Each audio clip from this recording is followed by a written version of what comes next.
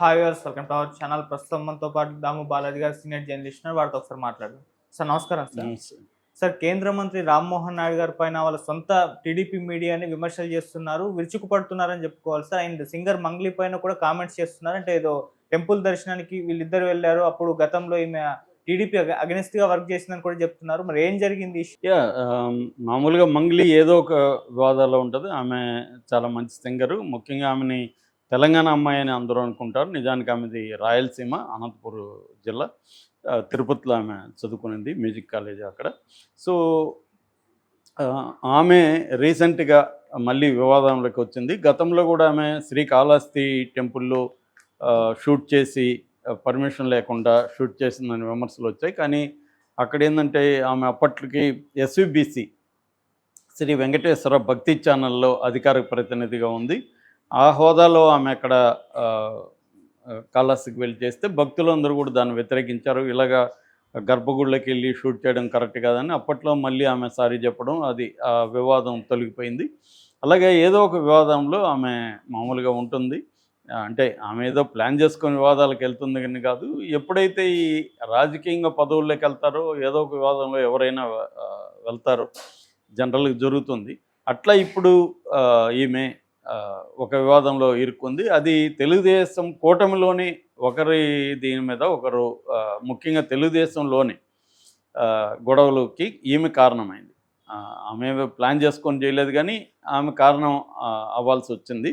అదేంటంటే అరసవల్లి అనేది శ్రీకాకుళానికి తూర్పు 1 కిలోమీటర్ దూరంలో ఉంటుంది. అరసవల్లి అనే దగ్గర సూర్యనారాయణ టెంపుల్, సన్ టెంపుల్స్ అంటారు. మన ఇండియాలో పాపులర్గా 3 సన్ టెంపుల్స్ ఉన్నాయి. ఒకటేమో ఒరిస్సా కోనార్కలో ఉండే ఒరిస్సా టెంపుల్ ఒకటి, అట్లాగే జమ్మూ కాశ్మీర్లో మార్తాండ్ సూర్య దేవాలయం, ఈ మార్తాండ సూర్య దేవాలయం, కోనార్క్ సూర్య దేవాలయం, ఇక్కడ ఉన్న అరసవల్లి సూర్య దేవాలయం, ఈ 3 ఇండియాలోనే పాపులర్ సూర్య దేవాలయం టెంపుల్. ఈ 3 రకాలు అన్నమాట టెంపుల్స్. సో ఇందులో ఇది 17th సెంచరీలో అప్పట్లో కళింగ సామ్రాజ్యాన్ని పరిపాలించిన తూర్పు గంగా వంశానికి సంబంధించిన దేవేంద్ర వర్మ పరిపాలనలో 7th సెంచరీ, క్రీస్తు శకం 7th సెంచరీలో దీన్ని నిర్మించారని చెప్తారు. తర్వాత 18th సెంచరీలో కంప్లీట్గా రెనోవేషన్, ఇప్పుడున్న టెంపుల్ మోడల్ అంతా కూడా 18th సెంచరీలో రెనోవేట్ చేశారు. దాన్ని బట్టే ఇది ఉంటుంది. అంత ప్రత్యేకమైందనమాట ఇది. అంటే సూర్య దేవాలయాలు మనకు ఉండేదే ఇండియాలో 3 అతిపెద్ద, అందులో ఇది ఒకటి.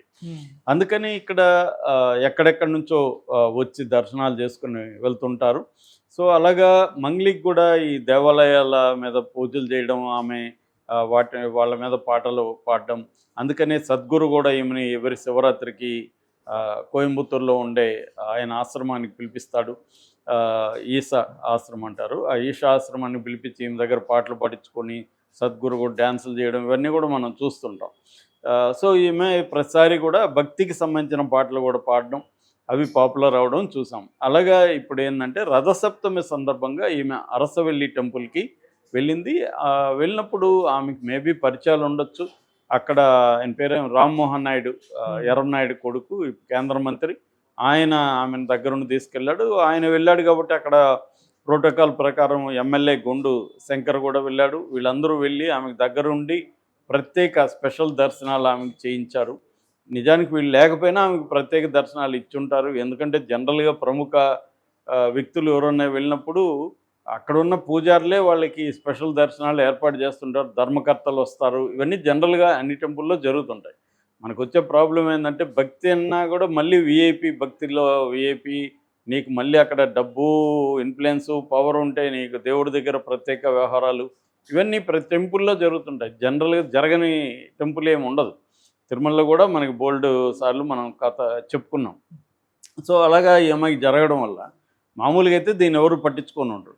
కానీ ఈమె గతంలో జగన్తో ఉండడం, జగన్ మీద పాటలు పాడడం, అప్పుడెవరో చంద్రబాబు మీద పాట పాడమంటే చంద్రబాబు పేరు కూడా నేను పలకనని ఆమె చెప్పిందని ఒక వార్త వైరల్ అవుతుంది.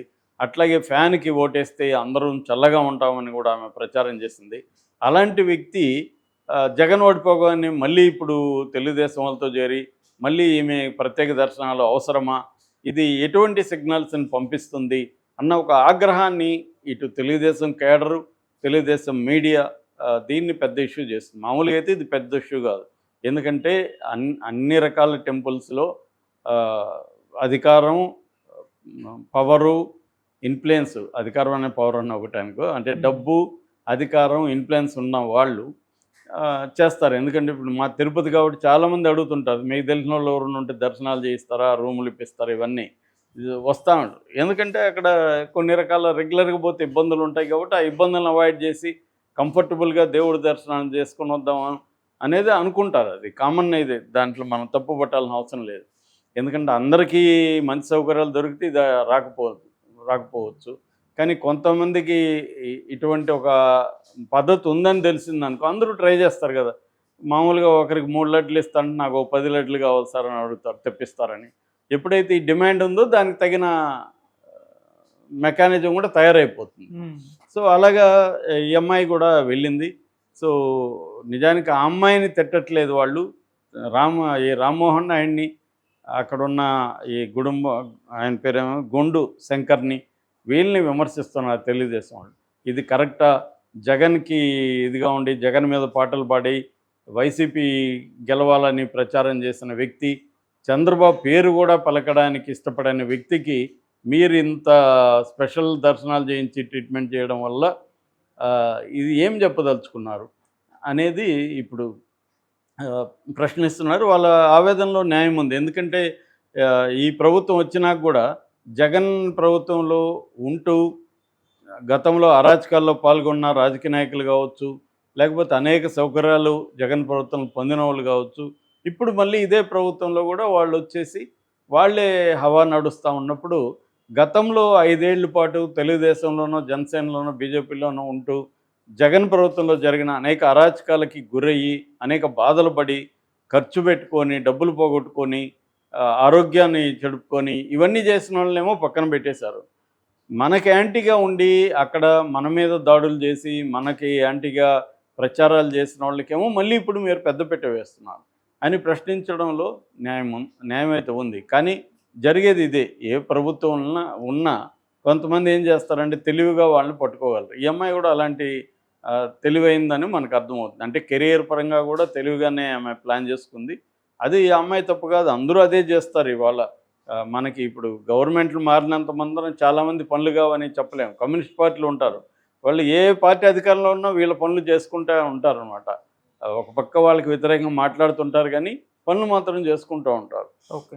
సో అలాగా రాజకీయ నాయకులు కావచ్చు, లేదా ప్రముఖులు కావచ్చు, ఏంటంటే వాళ్ళకి అన్ని పార్టీల్లోనూ పరిచయాలు ఉంటాయి, ఫ్యాన్స్ ఉంటారు. ఈ అమ్మాయికి ఇప్పుడు తెలుగుదేశంలో కూడా ఫ్యాన్స్ ఉంటారు. అప్పుడు వాళ్ళ ప్రభుత్వం ఉంది కాబట్టి అలా వెళ్ళింది. ఈసారి ఈ ప్రభుత్వం వచ్చేసరికి ఈ ప్రభుత్వంలో ఉన్న వాళ్ళతో కాంటాక్ట్లోకి వెళ్ళి ఉంటుంది. ఇది జరుగుతుంది. కాకపోతే ఇక్కడ వీళ్ళ తెలుగుదేశం క్యాడర్ యొక్క ఒక ఆవేదన, లేకపోతే మీడియా ఆవేదన అర్థం చేసుకోవచ్చు. ఎందుకంటే డే 1 నుంచి కూడా తెలుగుదేశానికి సంబంధించిన ఈనాడు జ్యోతులే ఈ ప్రభుత్వంలో జరిగే అనేక అరాచకాలని బయటికి తీసి విమర్శిస్తున్నారు. అందులో మళ్ళీ జగన్ సంబంధించిన వాళ్ళే ఇప్పుడు కూడా వాళ్ళే కాంట్రాక్టులు చేసుకుంటున్నారు, వాళ్ళే ఇసుక కుంభకోణాలు చేస్తున్నారు, వాళ్ళే మద్యం కుంభకోణాలు చేస్తున్నారు, పంచుకుంటున్నారు ఎక్కడెక్కడ.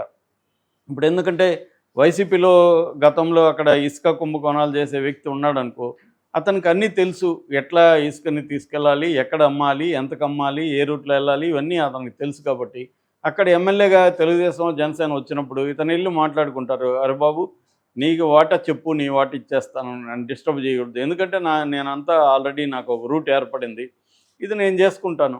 నువ్వు మళ్ళీ కొత్తగా వచ్చి నువ్వు పెట్టుకో, నీకెందుకు శ్రమ చెప్పు, నీ వాటా నువ్వు తీసుకో అని ఒక ఒప్పందం చేసుకుని, వీళ్ళు కూడా మంచిదే కదా, వాడు ఎవడైతే ఉంది మనకేం, వైసీపీ అయితే ఏంటి, మన వాటా మనకు వస్తున్నాయి, వీళ్ళు కూడా వదిలేస్తున్నారు.